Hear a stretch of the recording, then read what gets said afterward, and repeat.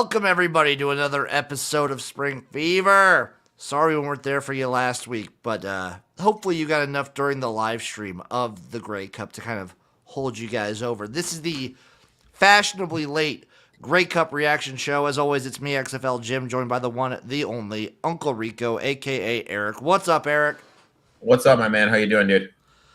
I'm still kind of in shock of what happened in the Grey Cup. I'm still kind of like basking in that. I'm also coming to terms with the fact that as far as football for me is concerned, and like, trust me, I love college football. It's my favorite thing. I'm wearing a goddamn Delaware Blue Hens sweater, newest member of the Conference USA. But this is like for the football that I love more than anything in life, the spring football. This is kind of like the dead period. Yeah, there's nothing really going on. You know, I kind of feel we're kind of sitting on I don't want to use the term pins and needles, but I would say edge of my seat. Like something's going to happen. I feel like I'm going to get a hernia waiting for news. Like, you feel like something's going to happen, but nothing is going to happen. I do think there was an interesting tweet sent out today by Cody Lattimore. Not Cody Lattimore. Where's this tweet? I fucking just lost this tweet. It was a player from Cody Lattimore. Speaking hypothetically, if Orlando was a team who was removed, where would you like to see me play next year? Why would you send that tweet? Hypothetically, non-hypothetically, I don't think Orlando would be a team that, if the merger does happen and when it happens, I don't think Orlando is one of the teams that's sticking around. I know, that's my point. So, like, why would you tweet that out? You know what I mean? Like, it kind of makes you think, like, maybe it's one of the teams that doesn't get the cut. You know what I mean? Like, maybe the players are getting antsy. I'm always from the mindset that there's shit going on. And I told you what happened in my hood, dude. I don't know if you can hear it. There's sirens blaring all over the place outside right now. I feel something should happen just because it's December. Like, literally 2 days from now, Jim, is December.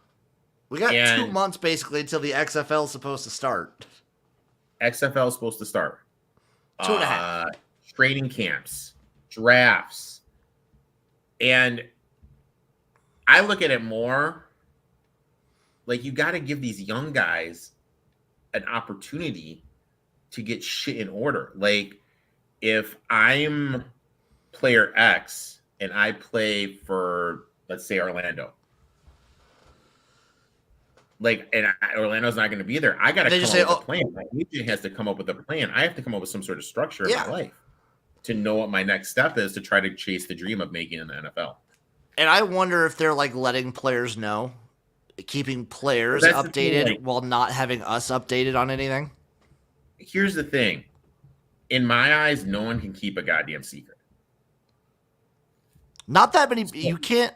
If they're talking to all the players and all the staff, you got to feel like something would leak. Exactly. That's why I think that there's something that they really don't know. I don't know what's going on. I don't know if anybody knows. As always, by the way, Spring Fever is brought to you by Royal Retros, your one-stop shop for all your retro gear. I'm pretty sure, I mean, other than the sale that we're doing, where if you use promo code Spring Fever, you get 10% off at checkout. I'm sure they're doing some holiday stuff. It's a perfect gift for everyone. Go over to Royal Retros. Go there after the show. Or you can still listen to us, but open up a new tab. I love Royal Retros. I love them so much, Eric. Uncle Rico, what did you think of the Grey Cup? What did I think of the Grey Cup? I thought it was engaging. Thought it was a good game. I thought there was drama. It wasn't a blowout, which I thought was big. I think the TV here in the States sucks. Like, going to have to stream it on your computer, I think, is idiotic. I think it should be on You got to partner with a TV. Yeah, it'd be so much better if it was partnered with like ESPN. It was so easy last year. I just don't know what they're. I know it's a Canadian league, and I don't know like if you're a Canadian, are you I'm going to pretty watch? sure viewership was up this year. But how does it compare to the NFL? Obviously, I mean, nothing's bigger than the Super Bowl. No, what did week 11 or 10? What did that compare to? I'll see if I can look that up. In the meantime, I will say this. For the last 3 or 4 years, the Grey Cup has not disappointed in just being electric and fun, and just from a narrative standpoint, very entertaining. Mm-hmm. I thought it was a great game. I thought it was entertaining. Obviously, anytime the underdog wins, it's good. Fajardo leading him down there to the game-winning drive. Props to him. And it was more. I kind of feel sometimes we watch these championship games and they're sloppy. I don't feel that game was sloppy. See, that's the thing with the CFL compared to these other these startup leagues like the USFL and XFL. They've been established forever. They don't usually have the issue of the sloppy play. Mm-hmm. And the Grey Cup was beautiful. Shout out Montreal for getting it done. I never thought it was possible. They looked good. I thought. What'd you think? I thought they looked good. I thought, obviously, I didn't watch the Green Day performance at halftime. Did you? No, I did my own halftime performance for the stream. Yeah, I sang Basket Case. I don't even know what that is. It's a Green Day song. Really? I heard from a lot of people that they actually performed. It was a really good show. Okay. Yeah, like I said, entertaining game. I didn't think it was sloppy. Came down to the final play, kept you engaged. I had it on while I was watching NFL, and my only thing with this is it's such a goddamn long season. It's a real long season. Come September, I'm checked out. I'm gone. I'm moved on to other things. It's just, and it was you see it. So that's why I love having you on the show, because you're kind of the more just sports fan. You're not you're not the spring football fan. You're the sports fan. You like everything. So you notice when it was, especially with the CFL coverage, you noticed in July and a good chunk of August, Erik was in depth. He was engaged. He was absorbed. And then September comes around and the NFL and college football dominate. They dominated my life too. I was fully absorbed with college football way more than the CFL. I will readily admit that. Yeah, CFL gets put on the back burner. It's going up against these college games, sometimes some NFL games, and it just gets lost in the wind. And then also it's a pain in the ass to find for me. Yeah, especially even last year, but also this year. It's so convenient just to be able to put multi-view on the TV and watch multiple college football or NFL games. It's a hassle. I'd have to get 2 new TVs or also have another laptop going just to watch CFL along with everything else. They had that partnership with CBS Sports Network. Why isn't CBS Sports Network? Why weren't they showing the game? They were showing some. So they had the partnership was that some of the games. The Grey Cup. They really wanted to push CFL Plus, which makes 0 sense to me. A lot of people CFL Plus. I think was mixed. Shout out Cool Kev. Cool Kev, what up, my man? I think it was a mixed reaction, because I personally liked it. If you could get it to work, it was great, but getting it to work was a hassle. Getting it to work was a hassle. I thought the whole thing of the streaming stuff was go to the streams, less commercials. It seems to me there's more goddamn commercials. It was the same amount of things, same amount of commercials, same commercials. Also, the issue with CFL Plus, I will say, is that one of the things that you want to watch football on is just your TV. Yeah. And then you got to watch it on your computer. And watch a fucking football game. I want to be... You want the football games on your TV. Yeah. You want you want all the other stuff on your computer. Exactly. Eric, I'm getting the TV numbers. At least for the Grey Cup. I don't know if you can find NFL for that Sunday. It would have In been Canada, though. the 19th. Well, RDS. So I don't know what RDS is.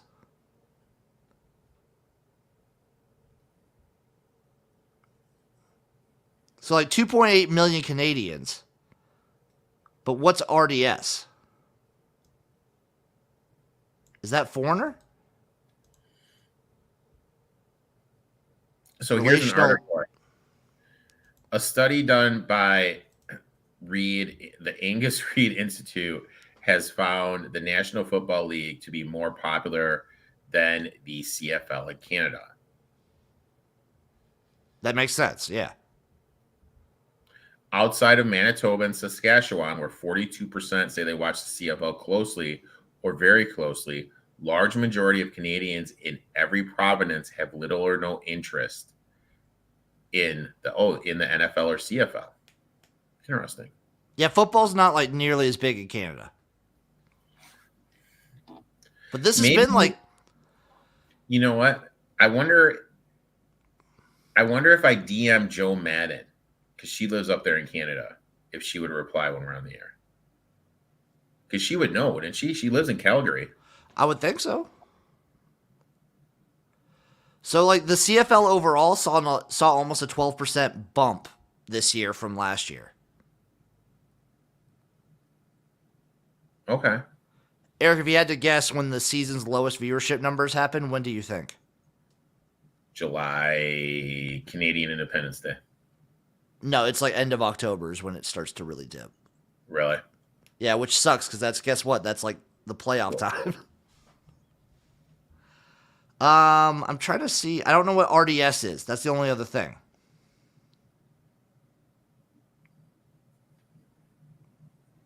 What does RDS mean?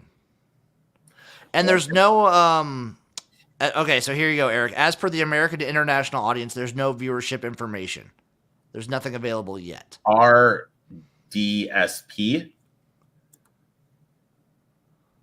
Just RSD. RDS. But for American and international audience, there's no viewership information available yet. It's a Canadian French language specialty channel that's oriented towards sports and sports related shows. Oh. Okay. Either way, they got about, I think they averaged like 3 million, 3.2 mil. That's not bad. For the Grey Cup. I think it peaked on the last drive at 5.2. Okay. 4.1 watch the halftime show. Okay. That's not bad. Can you get the NFL numbers? NFL For Canadian viewership. For the 19th? I don't know if you could do that. NFL viewership week. What week was that? 10? That would have been week 11, I think, because this was just week 12, right? Yeah, week 11. Yeah, it would have been week 11. Canada. Let's see.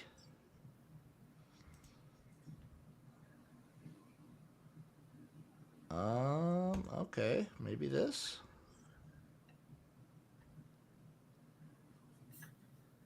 No. No.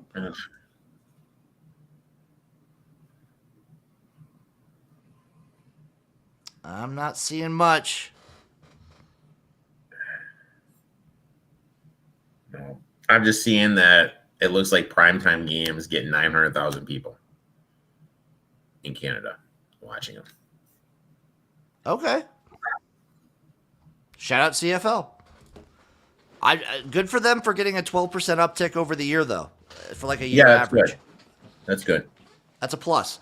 For them, the weird thing with the CFL is they don't need to really cater to American viewing audiences as much. Mm-hmm. Like, obviously, it's a bonus, but they really just need to keep grabbing like the core of Canadian audiences. Yeah, they need to go to get their core, get their people, Jim. That's what I call it. That's what they got to do. It was a great game.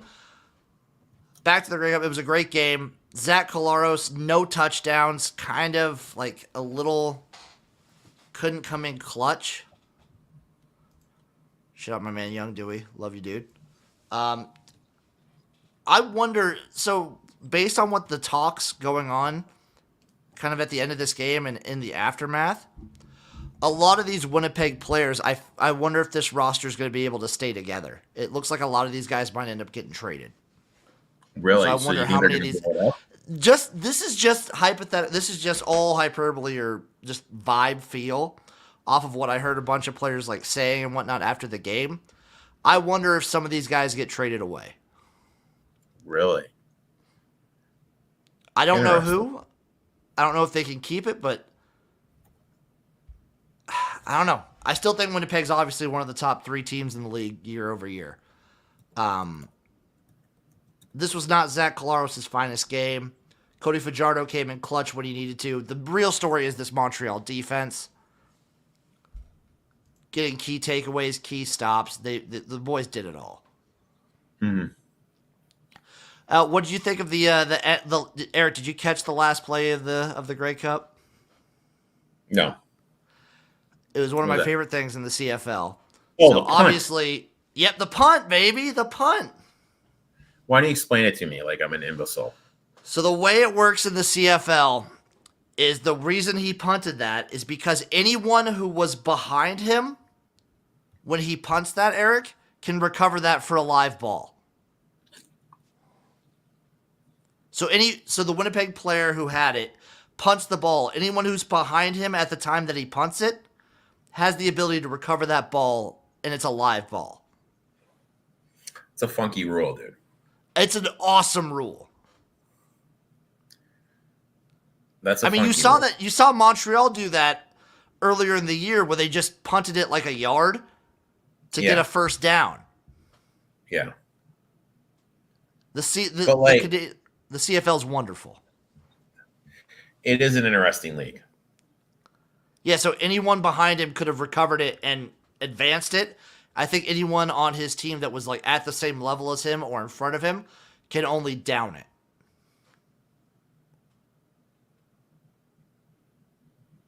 Interesting. It's very, very fun. Well, like there's no time left, right? Like, yeah, so they would have to pick it up and scoop and score. So I don't know. They treat it kind of like a fumble. Okay. Why not just do the old laterals though? I wonder if they would have trusted themselves to make it all the way down the field. Hmm. Before we move on, though, Eric, we have futures. I would have done. Lay it on me. Field, that field's so goddamn big. It's huge. Okay. So why not put on the top of like one sideline, line up, like do a stack formation with a wide receiver and then your backup quarterback. Okay. You throw it to your wide receiver. He freaking tosses it back laterals it back to the quarterback. Quarterback just throws it across the field, not ahead, but just across the field to someone who's just lurking over there. Ooh. You know what I mean? Like, why not? Why not? Like, to me, that seems like something. Why not risk it? Yeah. You have nothing else to lose. If everyone's on one side, like, let's say, like, I'm at the end and, like, I'm blocking you, then I fall down. You're naturally are just going to go over there to try to make a play. I could get up. Yeah. I mean, it's a risk and a reward type thing. It may work. It may be an utter effing disaster, but it's something. I like it. I love those desperation last, like, ditch effort plays that you need to work or else they blow up in your face. Eric, I want your reaction to these futures here because the Grey Cup futures are up for next year. Elks. We'll start at the top. Winnipeg Blue Bombers open up as your favorite at plus 250. Nothing. You can't do it. Toronto Argonauts coming in at plus 300. You gonna ride with Swag Kelly for plus 300 with 3-1? Nope. Nothing. BC Lions and Montreal Alouettes both coming in at plus 550.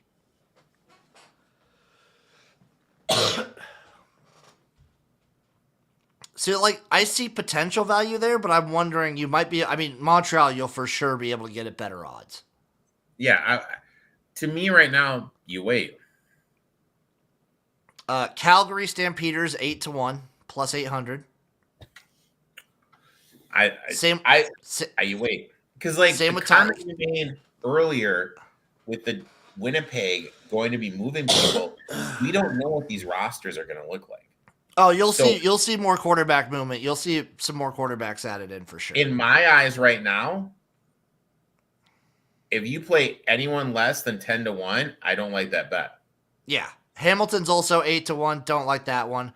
Here's your 3 over 10-1 bets. Saskatchewan Roughriders, new head coach, plus 1,200. Probably also a new quarterback coming in. Mm-hmm. Nope. They got Toronto's DC as their head coach. No. I like the move as the head coach, though. I like that move. Okay. Toronto had a very good salty defense all throughout the years. Like that move. Edmonton Elks, 12-1. I feel you can get them at a better price later. I was gonna say I feel you can get them better, like early on in the season. And then your Ottawa Red Blacks, 25-1. No, dude, not with Crum out there leading the way. They're gonna get somebody else. There's no way they go into the season with Crum. If they go in the season with Crum, I think that would be hilarious. That'd be so. Oh God, that'd be disgusting. That would be terrible. That would be absolutely awful. Okay, Eric. This is kind of a precursor to something I'm thinking about cooking up in the next couple weeks. So I talked about Erik offline. I'm thinking like in the next couple weeks we might do like an ultimate spring football ranking. Uh-huh. But right now, since these teams are merging, let's just give me a little like hard on right now and let me pretend that all the teams are merging. So we're getting a 16-team league somewhere between the XFL and USFL. Erik, I want you to rank these teams from just where you view them in spring football. You can view them in any way you want. You could view that. This could be in any way you want to view them. So this is your personal list. Did you see this tweet by Damon Rexroad? You're going to have to tell me who the fuck that is. So, dude, he's got no followers, but he's like, here are some of the USFL, XFL stat comparisons between the Roughnecks and Gamblers. The Roughnecks are the Clamps, hands down, the obvious choice to survive the merger. The Gamblers were ranked last out of all pro sports teams in total fan engagement. And he has this graphic where he's like, social media shirts, total viewer time, social media, average attendance. It's a pretty interesting thing. I'll send it to you right now, but it's pretty eye-opening how much more the Roughnecks were popular than the Gamblers. So when I did have people send some stuff to me about, because I was touting all the XFL's like social media numbers over the USFL's, you do have to take into account just a little caveat that the XFL does have the 2020 stuff to like lay back on, because the 2020 XFL fan engagement and like social media stuff was leagues better than both of these leagues. So it's starting to sound like this is one tweet right here from. I do think that the Roughnecks would like survive over the Gamblers, though. See, here's the thing: you're seeing all these tweets from people that I think are just trying to get followers. Because this one guy right here has 28 followers. I'm not that means he doesn't know his stuff, but it's like it's starting to sound like 4 and 4 from each league: Houston, San Antonio, Arlington, St. Louis, DC, Birmingham, Memphis, and Michigan. This is the kind of thing that we've talked about. You don't know what to believe at this point. Yeah, I just kind of feel like people are just kind of shooting their shit. So let's see. Before you do, Erik, let me, for everyone out there viewing for the first time, here are your 8 teams from the XFL: the Arlington Renegades, the DC Defenders, the Houston Roughnecks, the Orlando Guardians, the San Antonio Brahmas, the Seattle Sea Dragons, the St. Louis Battlehawks, and the Vegas Vipers. For the USFL, you have the Michigan Panthers, the New Jersey Generals, the Philadelphia Stars, the Pittsburgh Maulers, the Birmingham Stallions, the Houston Gamblers, the New Orleans Breakers, and the Memphis Showboats. I don't care if they're in hubs. I'm going to call them by their real names. Erik, your number 16 team. Dude, I'm like trying to put this together as quick as I can, man. I know this is. I made him do this off the cuff. I know Erik hates this. He hates me right now, but you want me to give you mine? Number 16. Yeah, why don't you do yours and I'll just quickly jot down mine because I'm like freaking. It's the Houston Gamblers. The Houston Gamblers? It is the Houston Gamblers. I think their defense was pretty solid. They seemed like a much better team coming to the end of 2022. Are these teams we like or power rankings, dude? This is just however, Erik. This is your list. However you want to rank it. Okay. All right. I didn't think Houston Gamblers were very good. I like the logo. I haven't liked really either of their coaches. They don't obviously they don't play in Houston, but the fan engagement just isn't there. One of my favorite guys on Twitter is a big Gamblers fan. I love the name, but I don't know. I can't rank them that high. Okay. All right. I like it. Mine. You got 16, Erik. The Brahmas. The logo does it for me, dude. That's such a vagina-shaped logo. I wasn't into the logo. I wasn't into the team. Quarterback situation pissed me the half off, too. Actually, I switch it. I'm going to go with the Brahmas, too. I'm remembering all the god-awful quarterback play. Remember for that 1 week where they had Kurt Benkert for a week and then he got hurt? Mm-hmm. God, that was a fun week to be a Brahmas fan, wasn't it? Where he actually looked good, and then he got hurt, and then they had to go back to old King Cone. King Cone. Then at 15, I will put the fucking Gamblers for all the same reasons. I got 15 there too. Okay, so if I'm gonna go 14, 14's a little tough. I hate to do this. I might have to put the New Orleans Breakers there. I put the Showboats. Todd Haley. See that? I was thinking the Showboats. Yeah, I'll put the break. No, because the Breakers have given me entertaining, really good football at points. I'm gonna put the Showboats there because fuck Todd Haley to death. I'm glad he's gone. Okay. Yeah, I'm gonna put the Showboats there. Okay. At 13, I'll put the Guardians. At 13, now this is going to cause some ripple effects. I put the fucking Stallions, dude. I don't know, dude. They get the numbies. I know, dude. I know they won back to back, but it's just no, they get the fan. I feel like they're in a great market for this kind of league. And you know what? Maybe I just don't like popular teams, man. Maybe I'm the outlier. I like it. Yeah, maybe because I'm not. Trust me, they're not my number one. I feel like they have out of every team in the USFL, they're the team with the most advantages. Oh, by far, played at home. Season 1, every game at home. Season 2, they had a hub. But guess what? You are the poster child of the league. That's where the head office is. And you have Bo Scarborough. You had I don't know, man. I don't know. I just didn't care for him. Maybe it's because I don't like Skip Holtz. Mine being the Guardians was just being I don't like the logo. It didn't fit. For most of the year, they were god awful. The credit boosting them up over these other teams is they did play in one of the most exciting games of the entire year against DC. Yep. That game was electric. It was fun. It was a fun game. They beat the Maulers, which I have a special place in my heart. That's why I don't like them. That's fair. My number 12 team. Oof, I'm going to start getting real biased here. People are going to start seeing my bias. My number 12 team, I'm going to go with the New Jersey Generals here. Okay. Just because they've always just kind of seemed bland to me and boring, and maybe that's just Mike Riley's style. So But for nothing me, about the Generals excites me. They had Cavante Turpin, and that was awesome for that year, but they just don't excite me. so They for were me, awful this year.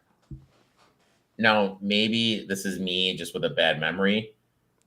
I put the Battlehawks here because I thought the first go around it was funner. If that Oh, makes for sense. sure. No, You know what I mean? 100%. They didn't seem like the fun, energetic team that we saw in the first year. They just didn't have that gusto around them. They didn't have the same energy as before. I It mean, just Aaron, wasn't the same. If that makes sense. to your example, just check this out.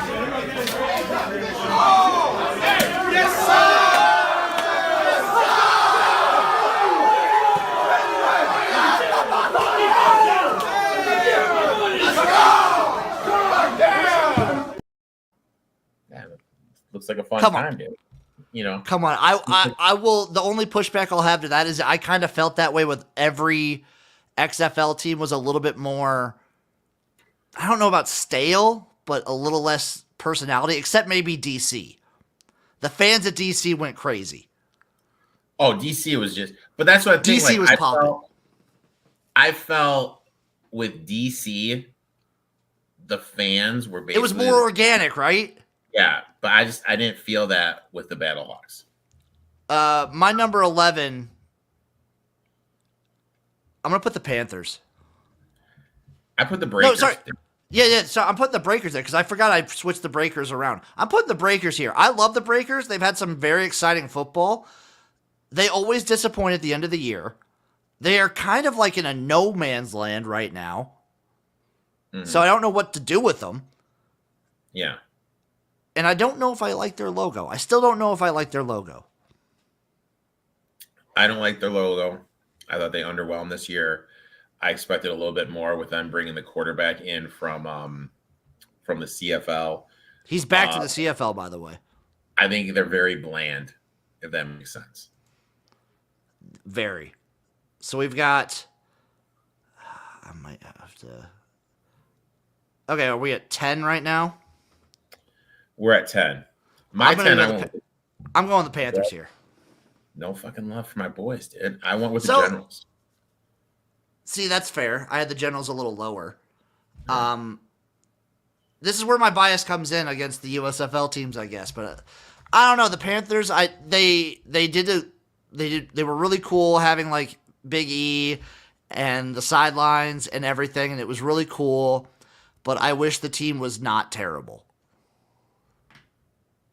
Yeah, I mean, I get it. Like I went with the Generals just because I felt that was the one team in the USFL that dipped. They took a step back. Yeah, that took big step back. Yeah, so I don't know. Because of that, that's kind of where I have them. So that's fair. At number 9, it pains me to put him here. I'm going to put the Houston Roughnecks here at 9. This year, they just weren't nearly as entertaining. I cannot get behind. What they have? Brandon Silvers, my man, and they were like playing Silvers at Hi-Ho Silver and Cole McDonald. It just wasn't working. They didn't have a real high-powered offense for a good chunk of the season. Yeah, Houston Roughnecks were just meh. And they were the best team in the league last time they were there. I went with the Dragons. I was thinking about that. I have them at 8. I thought they should have been a lot funner. Yes. Like, you know what I mean? Like Dianucci, Gordon. Who's the other guy they had? Philip Lindsay. I thought this team was going to be fucking Josh Johnson. You know what I mean? No, I thought this was going to be a fun Josh Gordon on that team. Yeah, I thought this was going to be a fun ass team. It was just a fucking train wreck. It turned into one, didn't it? Yeah. See, they're my next team because it was fun. Because Ben fucking DiNucci would have the best throw you'd see in your entire life that week, and the next throw he'd throw the dumbest interception I've ever seen. Every game he would do that, and he would blow my mind with the whiplash. DiNucci. Are we on number 7? We're on number 8. We're on number 8. Okay. Number 8 for me is the Stallions. I love I like the Stallions' personalities a lot. Oh wait, sorry, no, fuck that. Give me the Battlehawks here at 8. See, because like I like, it's still controversial. I know a lot of people probably have them 1. I love that they fill the stadium. I also love Anthony Becht as a coach. He seems to really be like full bore into this shit. I love Anthony Becht. They just seemed, bland's not the word, but it's kind of the word. Like clean, I guess is a good word. They seem clean, you know, like too clean. And maybe in my XFL, I want my teams a little dirty. So I like, how can I word this? There's certain coaches I just love watching. And the pain that was on Terrell Buckley's face. Oh, that was like your favorite part of the entire year. I just loved it, dude. So I put the Guardians here just because of T-Beck, dude. The end of the year, they were real entertaining. Like that last half of the season, they were in a lot of nail biters. Yeah, they played competitive. You know, we hit them, I think, at a big price too. I don't know. I liked it. I liked him. I hope he's back. At number 7, I'll put the Stallions. Love the personalities they had. Loved a lot of the guys on the staff. I'm not a big Lou Holtz guy. I'm not a big Skip Holtz guy.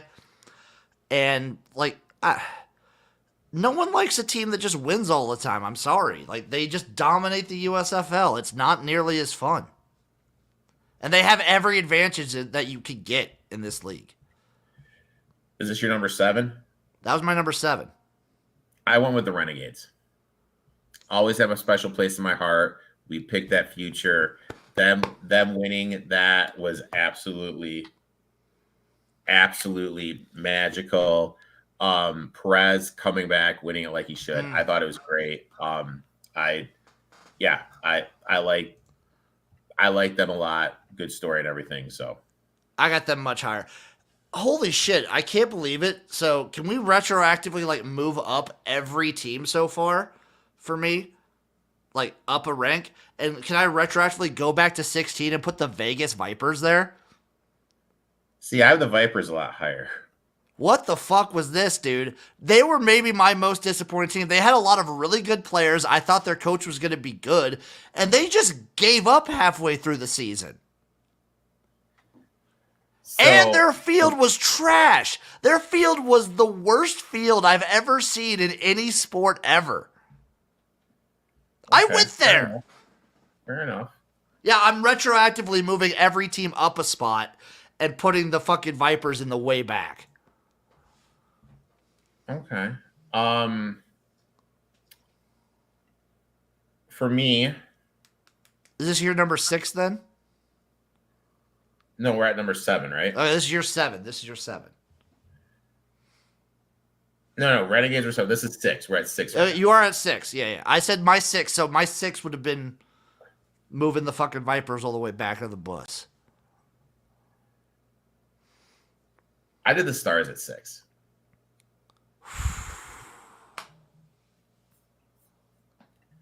Just another team, fun team to watch. That run they had that first year was just freaking phenomenal. Felt bad for the quarterback whose name I'm spacing on. Case Cookus! You put some respect on his name. I just kind of feel like they're a fun team. Games always blew out offensively, even when they played the Ballers. It was like it was an offensive showcase. Fun team to watch. Cool. I also feel like he's your kind of coach. Yeah, cool emblem. I like the Stars here. So we're going to 5 now. I'm gonna go with the Maulers at 5. Okay. Love the logo switch. I didn't like the shitty Clemson colors that they had year 1, so that's knocking them a little bit. But this team was just a down in the dirt, nose to the grindstone team that was just entertaining, and they were winners. They just got it done when they needed to. Also, I love this team. I love this team. My number 5. Oh, sorry, Eric. I got to say one more thing about the Maulers. Any team with Boogie Roberts is a fucking win, in my book. Love Boogie Roberts, top 2 spring football player all time for me. Top 2. My number 5. Fun atmosphere, beer snakes, always a lively crowd, throwing lemons on the field. Give me the DC Defenders. Cool emblem. That's low. That's low. I like the DC Defenders here. Okay. At number 4 for me,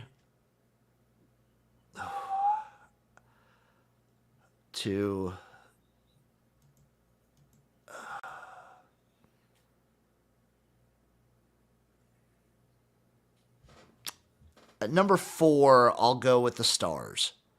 Okay. This is hard for me to do because I'm gonna put the Panthers ahead of the Stars. No, I'm not. Whatever. I'm gonna put the Stars here at 4. I don't care. I might have missed a team or skipped a team. Whatever. I'm putting the Stars here. Case Cookis is my second favorite spring football quarterback of all time. I love this man. The guts that this is all on Case Cookis, by the way. I love this man to death. The grit that he showed in year 1 and just the way he put his body on the line in both year 1 and 2. I shed a tear when that man went down in the USFL championship game. I cried. That's how much this man and this team means to me. I was there to see them lose that game. Fuck it, I love the Stars so much. My number 4, we're at 4, right? Jim, Yep. You know how much I love train wrecks, dude. I love train wrecks. I love seeing coaches have mental breakdowns, arguing with officials, bitching at officials. Oh, there you go. I love seeing fields that are just so shitty. Give me the Vipers. Give me the Vipers here. Talk about a train wreck. It was nothing but all year. Disgusting. I mean, when they had like the awning or whatever it was, and you would be watching, and it was like swinging from side to side. It looks sketchy in person. Eric, I think I skipped a team or whatever. Who's your number 3? I know who my top 2 are. My number 3, I went with the Roughnecks. Sorry. It's a good choice. That's fine to put him there. You know, Wade Phillips is there. Wade Phillips looks like my old man. I've always been a Wade Phillips guy. Like the logo, you know, love the Oilers stuff. Yeah, I like them here. Number 2 for me, this one hurts. Arlington Renegades. I think they did a good job with the redesign of the logo. I love the merch. I like the city. I like the vibe of it. I like seeing the motorcycles come out. Love the colors. And color me biased, color me nostalgic. They were one of my favorite teams in 2020. They weren't my favorite, but they were one of my favorite. And they were just, when you bring back Luis Perez and the turnaround they had, where we thought they couldn't do anything this year, to now all of a sudden, oh my God, they have a shot, to oh my God, they're like winning. Oh my God, they've won. The storyline of the Renegades this year was one of my favorite things to follow. I love this team, and I love the players on Arlington. That was your number 2? That was number 2. My number 2, Michigan Panthers. Okay. I think they had some of the best fan interactions outside of Birmingham in the USFL this year. They were great. I don't know. I just kind of feel it's, you know what I mean? I like that logo too. I like the logo. You made a great point. They suck. They should have been way better than they should. They should have been better with what they had. I loved Big E on the sidelines. I felt they were using a celebrity to draw fan interest. I felt at the stadium because Ford Field is huge and it never felt empty with how they were doing the camera angles. Not like Memphis. Yeah, no, Jesus, Memphis looked bare. I just feel like it was a great atmosphere, hometown. I put the Panthers at 2. At number 1 for me, it's the DC Defenders. They did the best job of any team, I believe, of keeping what I want the XFL core values to be, which is just fun and being kind of sleazy, kind of dirty. Like, they were running up in the stands drinking. They had beer sticks. They were throwing eggs on the field, Eric. They were throwing eggs on the goddamn field. The fans of DC got this win. The only thing that I would harbor against them, and it's not even their fault, it's that, like, ESPN and whatever tried to, like, corporatize the beer snake. Yeah, I wasn't a fan of that. No. Stop it. Let things just be fun. Can we just let things be fun? Yeah. People? I agree with that. DC did the best job. Like, if they would have done seltzer celebrations, I guarantee you DC would have been the first team to show them. You think so? I think so. I think if they would have said, okay, we're now being sponsored by Corona seltzers or whatever seltzer, now we could do seltzer celebrations again. Because that was, in my opinion, that was one of the best things about the XFL in 2020. We could do them again now. I think DC would have been the first team to kind of embrace that. They had that vibe. Mm-hmm. And they were just like, they were rolling people for a little bit there. Who's number 1 for Uncle Rico? Even if it asked it, Mauler freaking Nation, dude. Mauler Nation, baby! Mauler fucking Nation. Love this team from the get-go. Liked them better when they sucked. The whole chicken salad incident week 1. Oh, my God. Was absolutely phenomenal. Yeah. Shout out, what was it, Kirby Wilson? Yep, Kirby Wilson. Shout out Kirby Wilson for the chicken salad incident. Oh my fucking God. What's he up to, you think? I don't know. What is Mr. Wilson Nothing. up to? Nothing. His last, at least Wikipedia, his last entry was head coach of the Pittsburgh Maulers in 2022. What is He went 1-9, baby. doing? He went 1-9. Kirby What the Wilson fuck? still coaching? No. That was for Kirby. All right, folks. Eric, you got anything else you want to say? I wonder what did happen to old Curbs. I think it's kind of sad. I think his wife got sick, and then he stepped away. Okay. Oh, is he the? Yeah, his LinkedIn poach is kind of lacking, dude. I bet. LinkedIn. Yeah, okay. No, nothing to add. Hopefully, we get some news next week. We can talk about this stuff. Hopefully, we get some news, and I think it'll be really fun if we do like a big giant ranking of all the spring football teams from like the last 5-6 years. That'll be fun. Keep it that way, like 5 or 6 years, because if you go all the way back to 2001, the old XFL, you'll get like 100 teams or something like that. That's too many. Mm-hmm. Yeah. So we'll keep it light for you guys. Also, be on the lookout for my Twitch because, Eric, in this offseason, you know what I'm going to be doing? What's that? Streaming watch-alongs for the 2020 XFL season. I have all the games from the 2020 season downloaded on my computer. We're going to watch along just like if they were happening live. I'm looking forward to it, my friend. So we'll be on the lookout for those, everybody. We love you guys, and we'll see you next week for another rousing episode of